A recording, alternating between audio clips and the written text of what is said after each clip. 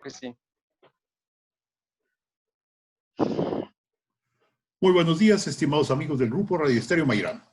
Hoy es sábado 4 de julio de 2020 y es un grato placer darle la más cordial bienvenida a esta mañana de historia. Gracias, muchas gracias por la oportunidad de convivir a través de esta pasión. Soy Luis Alberto Vázquez Álvarez. Respetando las normas federales de la contingencia de sanidad que estamos viviendo, este programa lo grabamos cada uno de los participantes en su casa y fue editado guardando también dichas restricciones sanitarias. Como la ópera se nutre de la música clásica en los más altos exponentes de esta a nivel mundial, enriqueciendo la cultura en estadios maravillosos, hoy presentamos nuestro programa La Ópera de Mozart.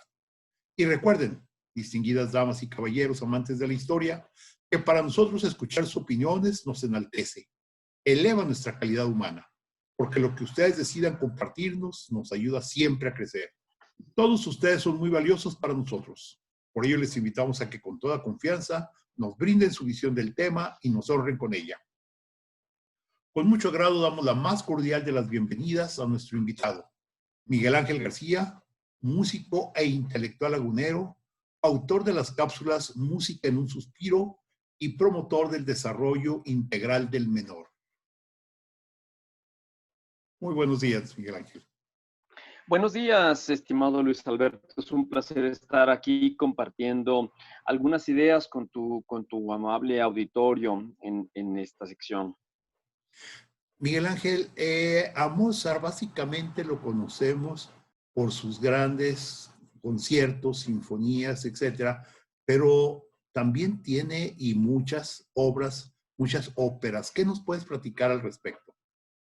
Bueno, pues de entrada, este comentario que haces, fíjate que viene muy ad hoc y la verdad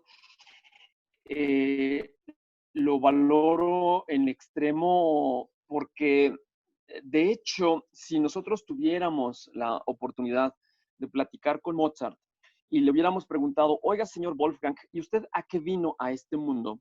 Su respuesta, sin dudarlo, o sea, ¿qué es lo que más le gusta? ¿Cuál fue el renglón en donde más impacto tuvo en el terreno musical?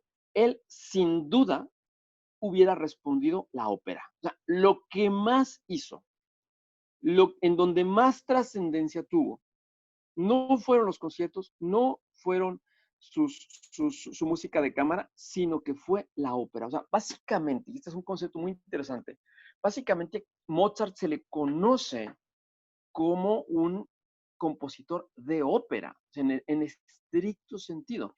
El problema es que pues nosotros hemos sido víctima, o la ópera ha sido víctima más bien, de un desconocimiento o de un desprestigio o de una forma, digamos, un arquetipo de verle como algo aburrido, como algo propio de una clase social que ya hemos platicado. Sin embargo, sabemos que la ópera, ya lo hemos mencionado, pues es una de las manifestaciones y géneros artísticos del hombre más completo, como dijera Wagner con su Gesamtkunstwerk, ¿no? La obra de arte total. Entonces Mozart no es la excepción y él va a generar un parteaguas. De hecho, cuando nosotros hablábamos de la historia de la ópera en programas anteriores, hablábamos en primera instancia de la música barroca, ese siglo XVII convulsionado, en donde la gente se volvió loca con este nuevo género, desde Monteverdi, que crea la ópera, pasando por los italianos, después migrando por la danza francesa, y no se diga por las armonías complejísimas en Bach, que si bien no compuso óperas, sí nos dejó un legado en misas o en cantatas. Entonces, digamos que el siglo XVII, yo siempre lo he visto como la antesala a Mozart, porque como bien decía Newton, yo pude escribir lo que hice o llegar a los conocimientos que tuve porque estaba postrado en hombros de gigantes. De la misma manera, Mozart pudo hacerlo porque siempre existió detrás de sí un Monteverdi, existió un Salieri, existió un Gluck, existió un Bach, existió un Händel, existió un Vivaldi. Entonces, gracias a esos gigantes, él llega y se prepara, el escenario está listo para que él nos pudiera presentar su ópera. Y bueno, antes de entrar directamente con el programa, con el proceso de creación operística mozartiano, que es sumamente interesante. Me gustaría que todos partiéramos de un mismo punto, y es en dónde se encuentra Mozart y por qué Mozart es tan importante en la historia de la música. Hay quien afirma que Mozart es el compositor más importante, más conocido, más gustado en la historia de la humanidad. Es un punto de vista. No quiero decir que no lo sea, sin embargo, no es tan fácil hacer una declaratoria de esta naturaleza, ¿no? Pero, bueno, ¿por qué Mozart es tan importante en la historia? Fíjate la pregunta, ¿no? O sea, ¿por qué Mozart es tan importante? Bueno, la respuesta es, primero, el tiempo que le tocó vivir. Mozart le toca vivir un cambio de paradigma muy fuerte, que es el tema de la Revolución Francesa.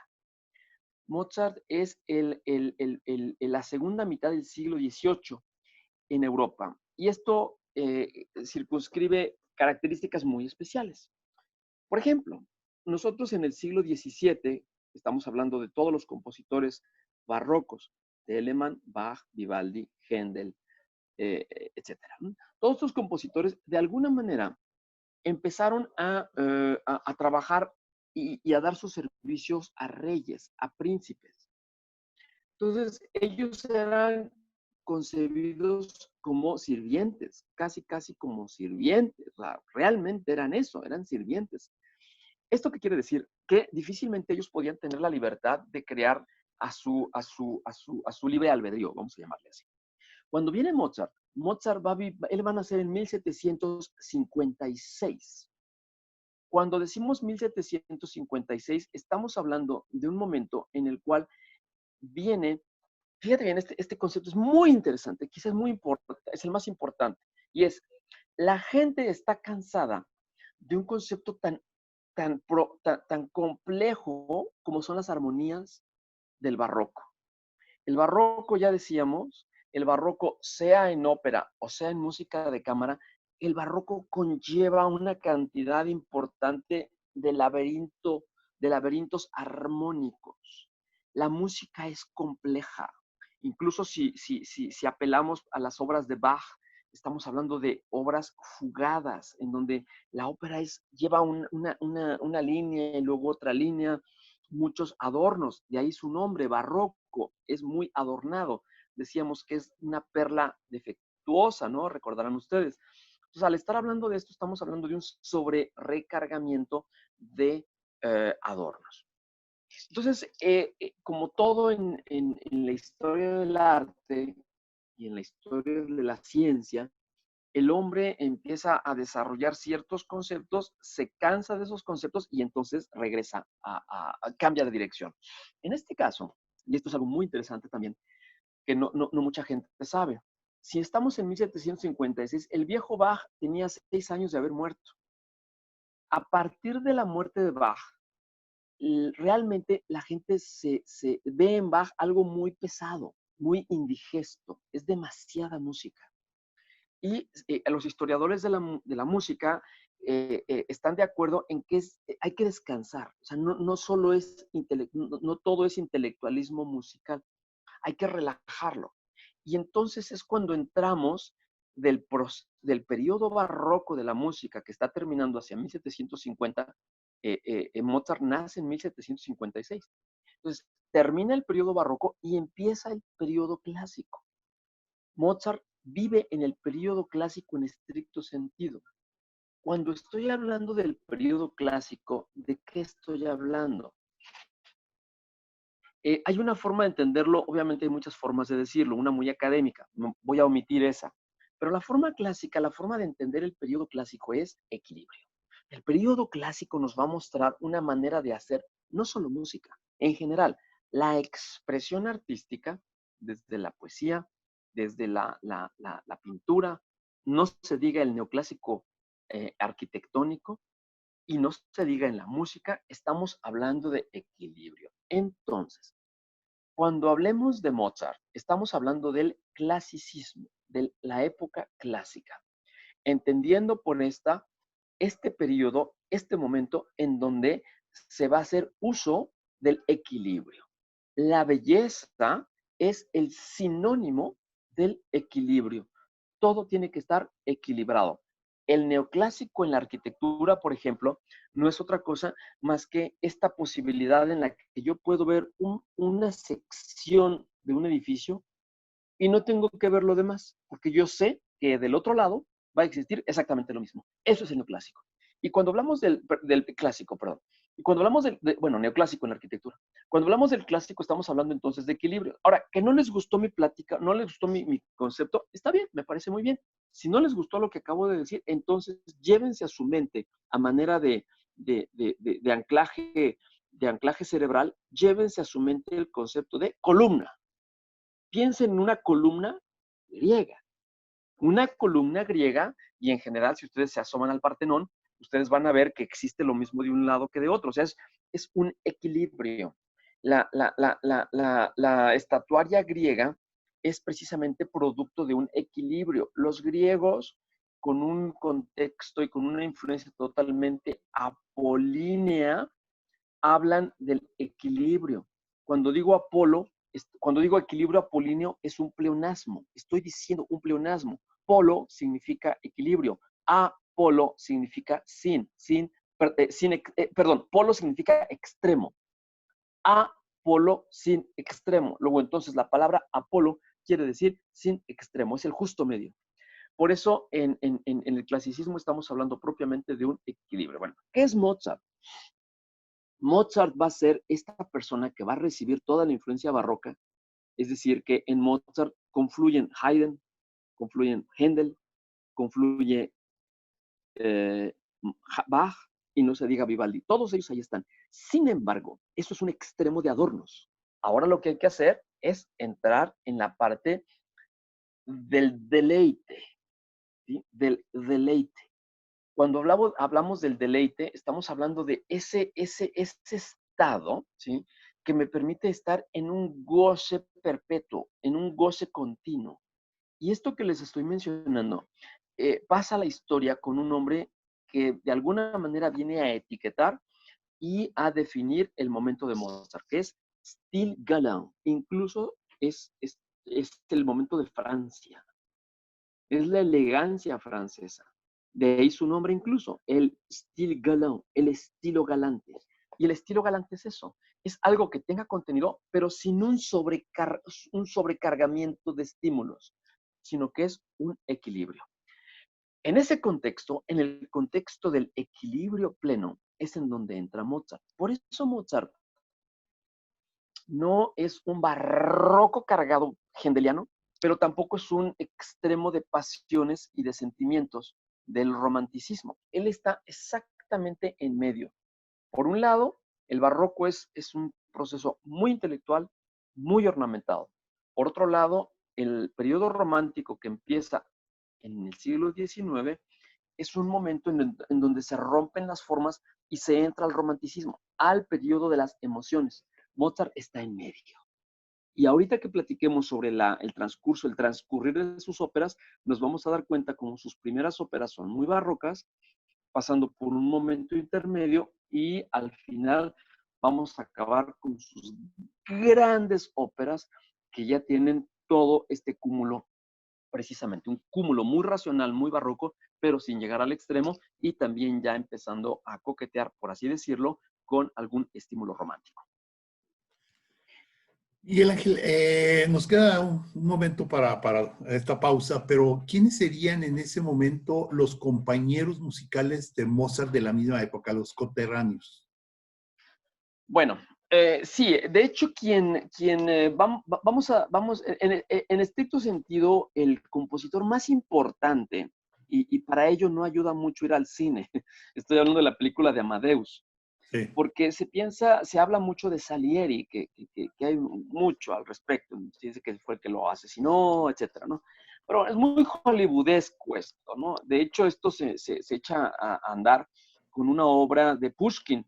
Pushkin, el poeta ruso, escribe una obra que así se llama, Mozart y Salieri, en donde habla de esta matanza, de cómo Salieri genera una condición para poder deshacerse de alguien al que le tiene mucha envidia.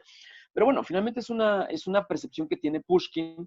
Después la van a tomar los creadores de la película Amadeus, y como tiene tanto impacto esta película, que fue una película, pues una realización maravillosa, nos quedamos con esa idea.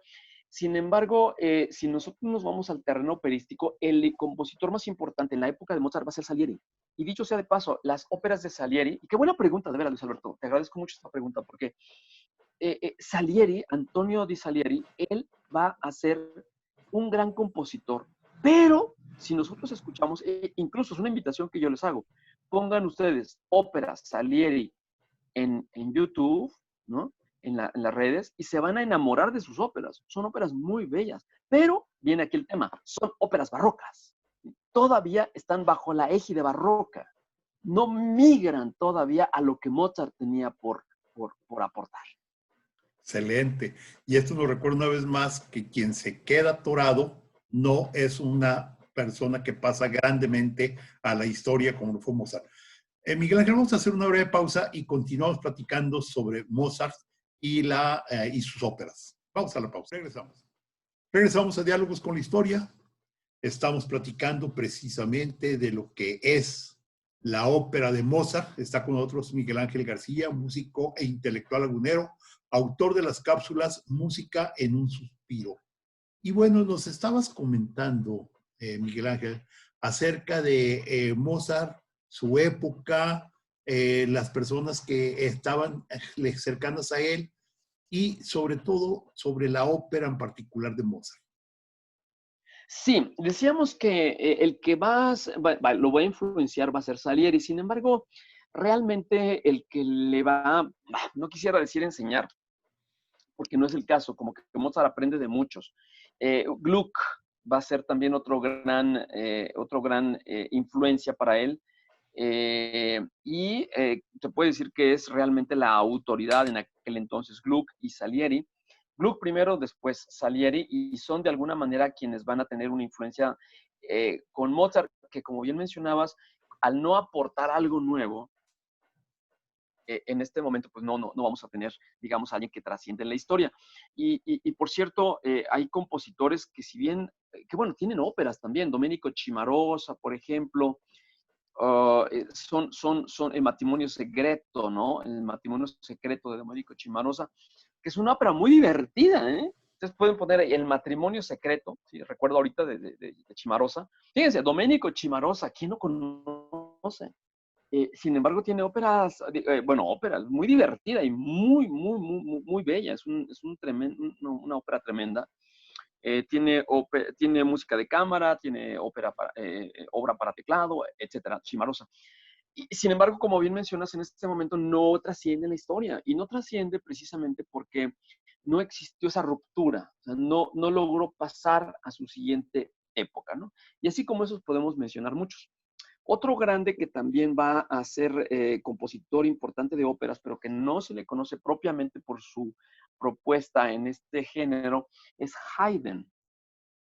A diferencia de Mozart, bueno, Mozart nace en 56, Haydn nace en 32, 1732, el viejo Haydn. Y Haydn también va a componer una cantidad impresionante de óperas. Digo, no tengo ahorita la cantidad exacta, pero son más de 50 óperas. Es abominable la cantidad de óperas que tiene Haydn.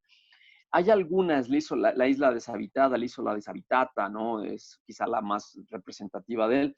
Pero otra vez, regresamos al punto, o sea, son óperas que de alguna manera siguen todavía la receta, la estructura, la forma de hacer óperas muy del estilo barroco. Mozart va a empezar a componer óperas muy jovencito. De hecho, su papá, recordemos que Leopold Mozart, él va a ser un gran intelectual, un gran violinista, un gran clavicembalista y también, ¿por qué no decirlo?, un gran empresario. De hecho, él fue el que de alguna forma pues hizo de Mozart lo que fue. Él fue su gran maestro, su gran inspiración, duro, disciplinado, pero todavía, incluso aquí me voy a atrever también a ponerlo en escena, la música de Leopold Mozart es música sumamente bella, sumamente, vaya, una musicalidad tremenda, pero otra vez se queda en el periodo barroco. O sea, todos estos compositores que yo les estoy mencionando todavía son compositores que se quedan anclados en un periodo en donde todavía se respira la música barroca. Esa es la razón también por la cual Leopold Mozart no ha pasado la historia como gran compositor. O sea, más bien pasó como gran maestro de su hijo, de Mozart, pero no así como gran compositor. Eso también es importante. Entonces, bueno, y también Leopold Mozart va a tener a su cargo la primera edición del método de violín, de Violinschule, ¿no? La escuela de violín. Es el primer, hasta donde tengo entendido, es el primer método ya impreso de violín, o sea, para aprender a tocar el violín. Hoy día podemos conseguir métodos de violín en todas partes, de cualquier instrumento. En aquel entonces se pasaba como si fueran artesanos, o sea, un papá le pasaba el oficio a su hijo, ¿no? Puede ser carpintería, pero también puede ser violín, era exactamente lo mismo. En este caso, Leopold Mozart ya escribe el primer método. Bueno, así como hace eso, también lo empieza a adentrar dentro del concepto del violín perdón, de la ópera. Y él va a empezar a componer algunas óperas. La primera que va a componer es una ópera a los 11 años que se llama Bastien y Bastien. Es una ópera que le llaman, pues vaya, se presenta con niños incluso. Nosotros incluso en nuestras orquestas infantiles ejidales ya estábamos, por cierto, poniendo la ópera. Es una ópera, pues, que de alguna manera se ve la mano de Leopold Mozart. Estamos hablando de un niño. Y aquí el tema es un tema, digamos, que tiene que ver mucho con la fantasía. Es la primera ópera como tal. Es una ópera que imagínate tú, estás hablando con un niño antes de que salga a la primaria, ya tiene su primera ópera. Y tiene una influencia muy barroca y también tiene mucho esta influencia de Mesmer. Mesmer es, no sé si lo tengan ustedes en el radar, también se llama mucho la atención. Digo, no me quiero meter en detalles de las óperas porque si no acabaríamos nunca, pero por ejemplo a Mozart se le debe también esto. Él finalmente es hijo de su tiempo. Cuando Mozart es muy jovencito, pues él viaja bastante. Y en uno de sus viajes en París, él conoce a Mesmer. Mesmer es este médico que de alguna forma empezaba a curar con imanes. Entonces, él habla, él trata de curar enfermedades con imanes y cuando le presentan esto al niño Mozart, a él le parece muy interesante. Dice, qué barbaridad, qué fantástico, con imanes, vamos a ponerlo en mi ópera, ¿no? Y entonces empiezan a escribir sobre eso. Esta primera ópera, y debo decirlo también, forma parte de un movimiento que ya había empezado. Se van a sorprender de esto que les voy a decir. Un compositor, me va a decir, oye Miguel, ese no es compositor, ese es filósofo. No, bueno, sí es filósofo, pero también fue compositor. Y estoy hablando de Jean-Jacques Rousseau. Jean-Jacques Rousseau escribe una ópera. También era compositor, Jean-Jacques Rousseau. Él escribe una ópera que se llama Le Devin du Village, el adivino del pueblo. Le Devin du Village. Esta ópera habla más o menos de lo mismo. Y ustedes saben que en Rousseau se empiezan a sentar las primeras semillas de lo que más adelante se va a convertir en el romanticismo. De hecho, Rousseau, ustedes saben que dice, ¿no? Mientras Descartes decía, pienso, luego existo, Rousseau decía, siento, luego existo. O sea, son los primeros atismos del sentimiento humano presentado tanto en la filosofía como en las artes. Entonces, aquí en Le Devin du Village, él habla de esta forma de salir de los problemas que no es a partir de la razón, pero sí a partir de los sentimientos. Entonces él escribe esta ópera, le llega a Leopold Mozart, se la presenta a Mozart y dice Mozart, oye, pues está muy bonita la ópera, déjame hacer yo también una parecida. Y no quiero decir que es una copia, pero es algo muy, muy similar uno del otro. Él va a incluso poner dentro de su ópera a Mesmer, porque va a llegar un Colá, se llama, de hecho es un mago, que va a tratar de resolver ahí un problema utilizando pases mágicos con la influencia de Mesmer. Y esto obviamente es una ópera muy infantil. Menciono esto porque, bueno, finalmente Rousseau no era compositor, pero sí tiene esta ópera, que dicho sea de paso, está en internet, pueden buscarla, y es una ópera muy bonita, pero ya saben lo que les voy a decir, todavía está enconada dentro de esta idea de la ópera barroca. En el caso de Mozart, pues ya es más conocida. No sé si porque sea Mozart o por propiamente la gente guste más de la ópera. La ópera es muy bella, Bastián y Bastien. Incluso se ha representado aquí en Torreón en algunas ocasiones.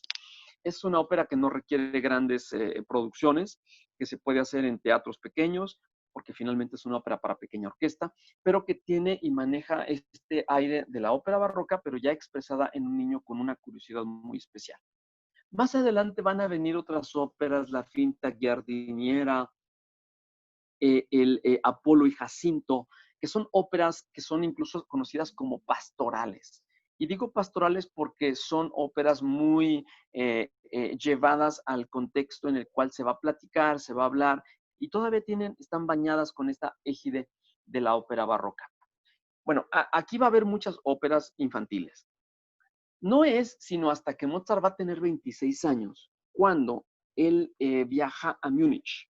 Y el príncipe de Baviera es quien de alguna manera se va a ver beneficiado porque ahí se va a estrenar esta ópera.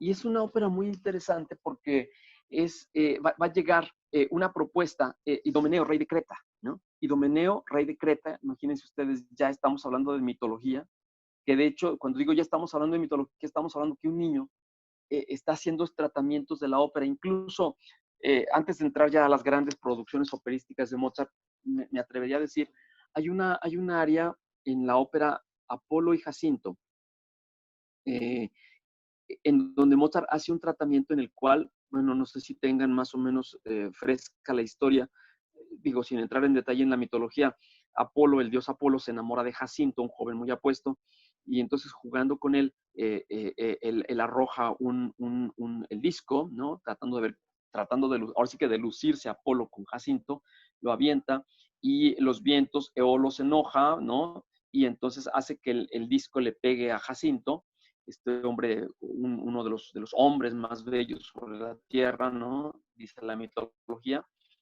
le pega y lo mata. Entonces aquí Apolo está muy triste y este tratamiento es algo de lo que llama mucho la atención. ¿Cómo? Y aquí yo los pongo en contexto. Imagínense ustedes que tienen 16 años, 15 años y su tarea es presentar un drama en el cual Apolo mata a Jacinto y él le expresa todo lo que está sufriendo internamente. Entonces, esa proyección, ese sufrimiento que tiene Apolo con Jacinto, ¿no? Que tanto quería, que dicho sea de paso, la mitología dice que fueran amantes. No es la mitología, así era. Sin embargo, si no mal recuerdo, esta propuesta se la hacen unos dominicos a Mozart, entonces tienen que cambiar la historia, y entonces en vez de hacer los amantes, a Jacinto y Apolo los hacen, no me acuerdo si primos o amigos. Pero bueno, eso es irrelevante, ¿no?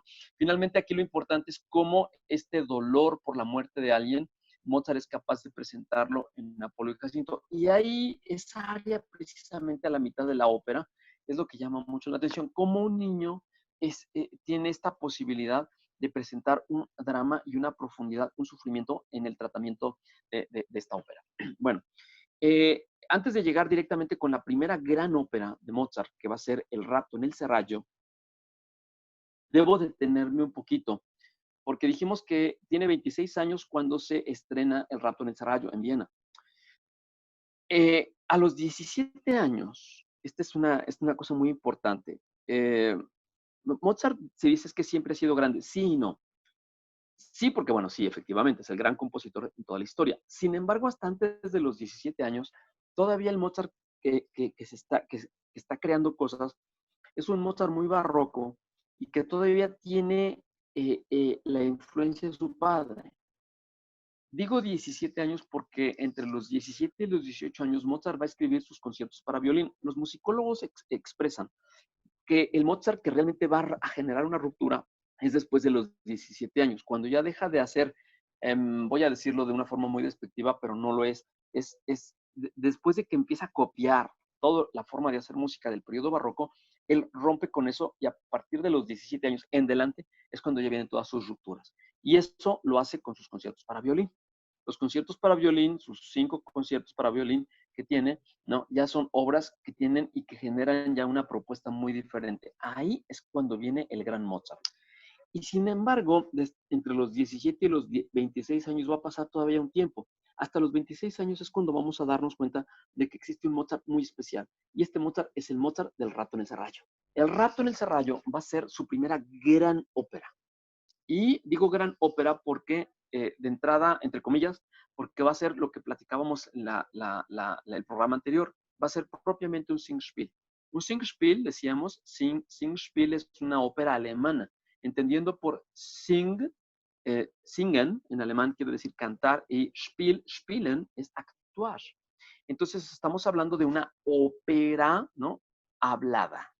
Un Singspiel, entonces, es la modalidad de la ópera alemana, en donde se habla y se canta, ¿sí? Se habla y se canta.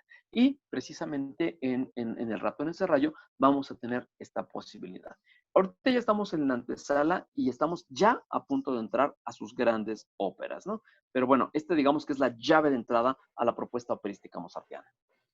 Muy interesante. Y bueno, pues vamos a hacer una pausa al regresar para que nos platiques precisamente ya de las grandes óperas de Mozart y cómo de alguna manera incluso fueron replicadas incluso por literatos, porque podemos encontrar que algunas óperas de Mozart, algunos literatos las convirtieron en novelas. Pero vamos a platicar de ello. Estamos con Miguel Ángel García. Vamos a una pausa y continuamos. Regresamos a Diálogos con la Historia. Estamos platicando de las óperas de Mozart con Miguel Ángel García, músico e intelectual lagunero, autor de Cápsulas en un suspiro y promotor del desarrollo integral del menor. Miguel Ángel, nos estabas empezando a platicar de las grandes óperas de ese gran músico de la historia que fue Mozart. Adelante, por favor, platícanos. Claro, decíamos entonces que entra aquí el Rato en el Serrallo. El Rato en el Serrallo va a recuperar parte pues de esta idea sofisticada que va a empezar a finales del siglo XVIII y que se va a poner mucho en el siglo XIX, que no es otra cosa más que la sofisticación de Medio Oriente y de Lejano Oriente. Cuando hablemos de Verdi, por ejemplo, vamos a hablar de todas las óperas como Madame Butterfly o Tosca, en donde ya se habla acerca de de China o de Japón, ¿no? Y en este caso vamos a hablar fundamentalmente de Medio Oriente, estamos hablando de un saraggio, ¿no? Estamos hablando de un harem, en donde cuando hablamos del harem estamos hablando fundamentalmente de los turcos. Recuerden ustedes que hablar de Turquía es una de las, ahorita yo puedo decir que tengo un amigo turco y pues cualquier mexicano se me va a quedar viendo y dice, pues, qué bien, felicidades. Sin embargo, hablar de un turco en aquel entonces, estamos hablando de los principales enemigos de los vieneses porque eran los que estuvieron al acecho finalmente de Viena. Entonces, el hecho de utilizar elementos que tuvieran que ver con la cultura turca, pues tenía cierto grado de peligrosidad. Y en el Rato en el Serrallo vamos a encontrar desde su nombre mismo. Imagínense, un serrallo es un harem. Y toda la música tiene que ver fundamentalmente aquí, por ejemplo, con los tam, taram, tam, tam, tan, tan, tan, tan, tan, tan, tan, tan, tan, tan, tan, pam, pam, pam, pam, pam, pam. Son marchas, son marchas. Y si son curiosos, van a escuchar muchas percusiones, muchas campanitas. Estas cosas son típicamente turcas. ¿Esto qué quiere decir? Esto quiere decir que en Mozart va a empezar a desaparecer esa, eh, eh, esa, ese reconocimiento, ¿no? Como dioses a los emperadores y a los reyes. Esta parte quizás es la más importante de todas las óperas de Mozart. Él, como buen hijo de su tiempo, como buen ilustrado, él va a ver en la persona lo más importante. O sea, a él no le interesa si eres vienés, blanco o negro. Él va a ver en el ser humano lo más importante. Por eso incluye e invita a los turcos. Otro que lo va a hacer también va a ser Beethoven en su novena sinfonía. Papam, papam, pachas, pachas, pachas, pachas. Es una marcha turca y la va a meter en el corazón de la novena sinfonía. O sea, fíjense ustedes cómo estos grandes artistas incluyen e introducen temas turcos. Hoy día no lo vemos y no lo valoramos en ese sentido. Sin embargo, tiene un impacto político, sobre todo, muy importante. Es como si estuviéramos en guerra ahorita con Estados Unidos y pusiéramos parte del himno nacional dentro de alguna de nuestras creaciones. O sea, es muy agresivo. Y es lo que hace Mozart en Ratones de Rayo. Más adelante va a tener una producción importante de ópera. Sin embargo, me voy a quedar en las más, digamos, en las que tienen más un impacto mayor, que es Las bodas del Fígaro. Las bodas del Fígaro va a ser un parteaguas, porque si bien todavía en el Rapto en el Serrallo teníamos príncipes, alguien que iba a rescatar a una mujer que estaba siendo recluida, teníamos un pachá. ¿No? En el Rapto en el Serrallo, perdón, en las bodas del Fígaro, ya vamos a encontrar algo muy interesante. ¿Quién es? ¿Quién es el ídolo? ¿No? ¿Quién es el personaje más importante en las bodas del Fígaro? Y es precisamente Fígaro. Ahora bien, ¿quién es Fígaro? Si nosotros nos hacemos un viaje a la ópera barroca, nos vamos a encontrar que los más importantes eran reyes, eran emperadores, era Hércules, era Alejandro Magno, etcétera. El Re Pastore, por ejemplo, otra ópera de Mozart, siendo niño, el Re Pastore era Alejandro Magno, o sea, es la figura de Alejandro Magno. Existía esta tendencia de hacer, en las óperas previas a Mozart, existía esta tendencia de hacer de los protagonistas grandes reyes o grandes emperadores o grandes personalidades. En el caso de las bodas del Fígaro es cuando viene la primera ruptura, y la primera ruptura tiene que ver con eso, tiene que ver fundamentalmente con la idea de un sirviente. O sea, Fígaro es un sirviente y se va a casar con Susana, o sea, su prometida es Susana, que es, que es otra sirvienta. Entonces, imagínense ustedes en este momento en el cual estamos en temas revolucionarios. Las bodas del Fígaro finalmente vienen de una creación de otro poeta, literato, Beaumarchais, una obra prohibida en Francia, precisamente por esta cosa. O sea, están a punto de cortarle la cabeza a María Antonieta y a Luis XV, imagínense usted, a Luis XVI, perdón, y están a punto de tener este conflicto. Y obviamente, cuando le vas a cortar la cabeza a un rey y empiezas a burlarte de los condes, porque aquí voy a decir la palabra, perdónenme la expresión, es el tonto, el baboso. Es la palabra, o sea, es que no me cabe otra palabra, o sea, es un baboso, el conde de Almaviva, que es cuando entra es el tonto. O sea, si ustedes llegan a ver las bodas del Fígaro, él es el tonto. O sea, la alta aristocracia queda como el tonto.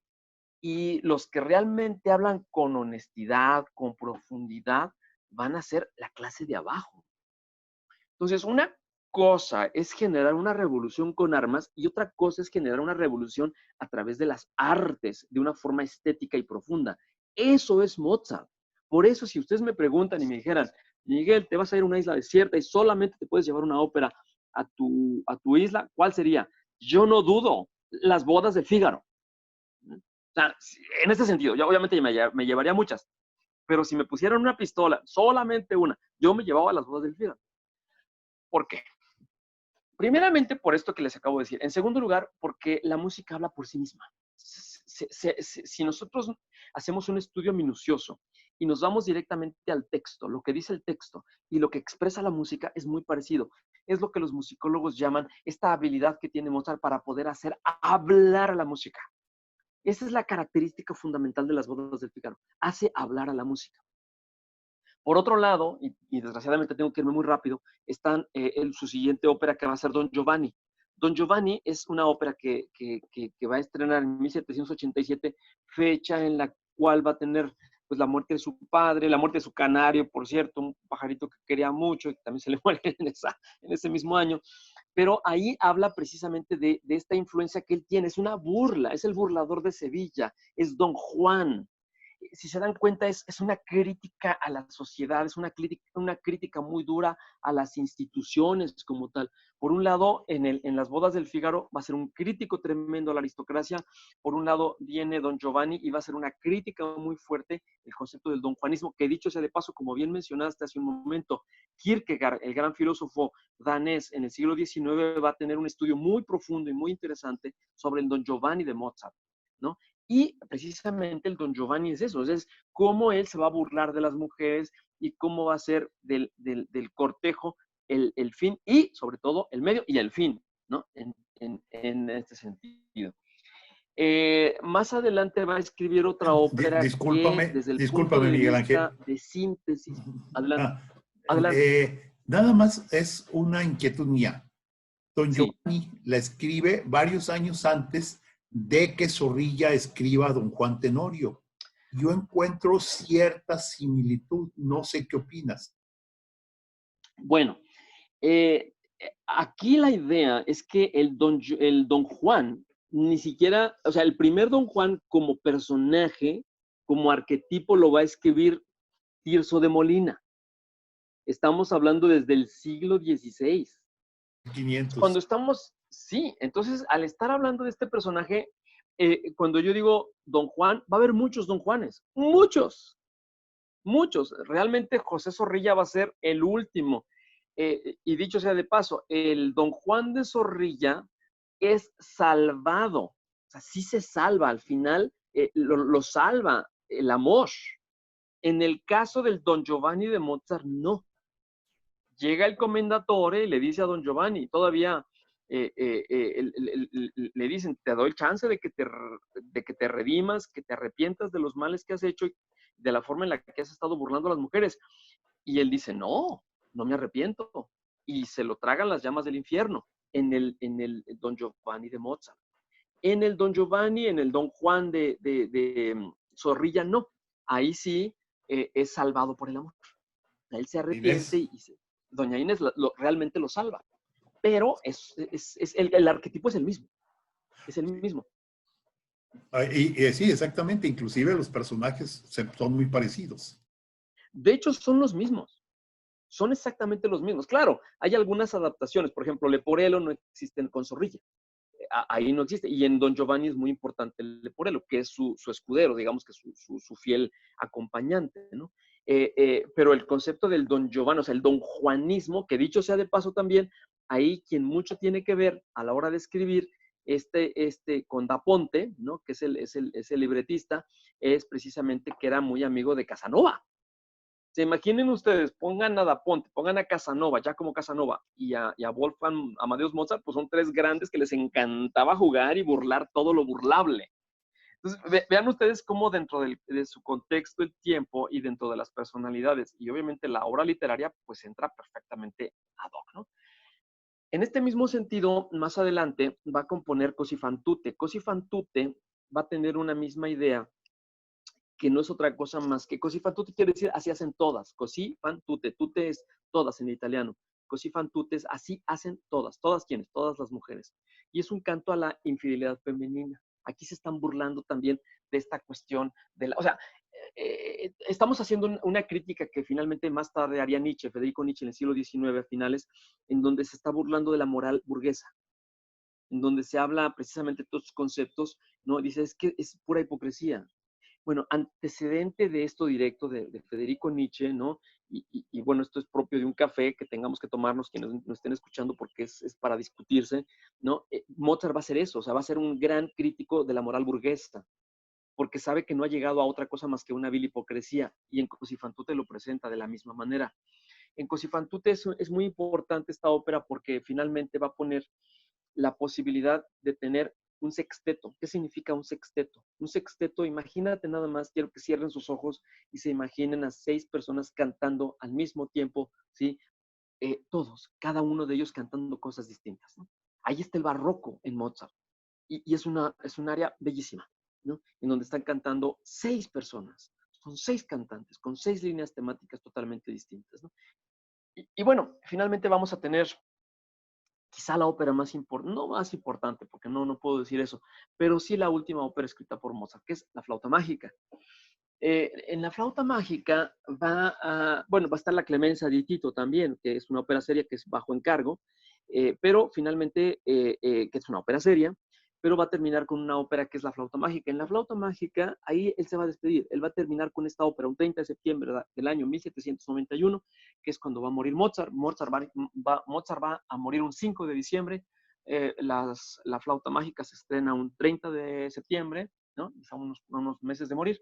Y lo que está presentándonos precisamente ahí es el producto de su filiación con la masonería. Cuando hablamos de la masonería, recuerden ustedes que es este grupo en donde se hace de la ilustración, del conocimiento, de la crítica, una fuente de trascendencia, ¿no?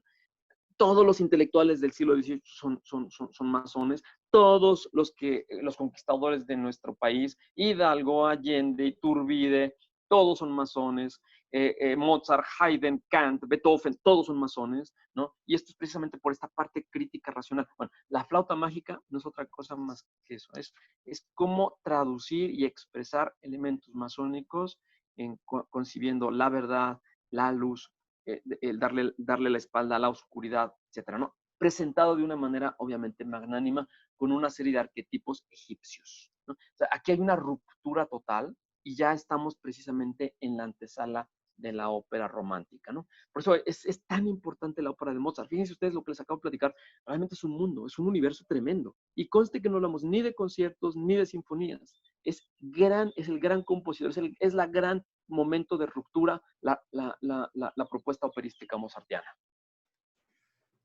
Y hubo quienes le siguieron a Mozart esta costumbre. Claro que no todos van a tener la gran cantidad de óperas que Mozart escribe, pero de alguna manera incluso Beethoven, incluso Tchaikovsky van a escribir ópera.